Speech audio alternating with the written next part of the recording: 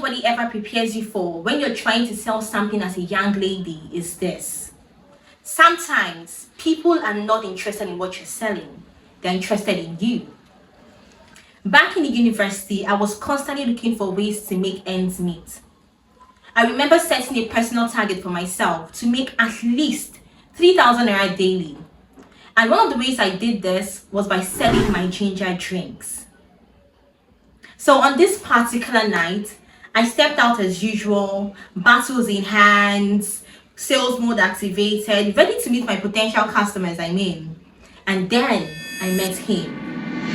And honestly, he seemed interested. He listened carefully to what I was saying, nodded at all the right moments, asked genuine questions, and even allowed me to finish what I was saying. You know that moment when you're giving a sales speech, right? And they're responding so well. And somehow in your head, you're already calculating the number of sales you're about to land. That was me. So I went on to explain the benefit of the drink. I talked about the drink. I told him the story behind me selling the ginger drink in the first place.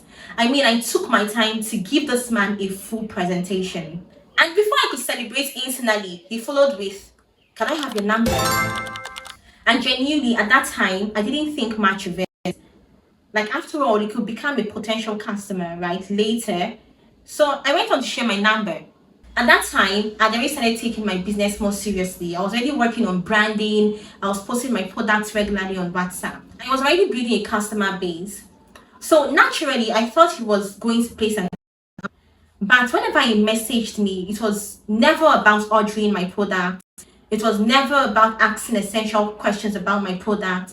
It was always random conversations. Like, when are we going to see? Are you around? Can I come pick you up? And genuinely, after a while, I became frustrated. Not because he was messaging me, but because the attention I needed wasn't the attention my business needed. And besides, that's not the reason I gave him my number. So one day I messaged him and politely said, "I don't think you're here for my business, and I genuinely don't think you're interested in what I sell." And after that, I blocked him straight up. And at the time, I thought I was just setting boundaries, right? But looking back now, I was learning a very important PR lesson. PR isn't just about attracting attention, it's about attracting the right attention. The truth is, not everyone who engages with your brand is your audience. Not everyone who follows you is your customer. And not everybody who compliments your work values what you do. Sometimes people are interested in everything around you except the brand itself. And if you're not careful, you will spend all your time entertaining an attention that never converts into trust, advocacy, or support. Now, that experience taught me a lesson I would never forget. As communicators, business owners, creators, professionals, we have to know who we are trying to reach.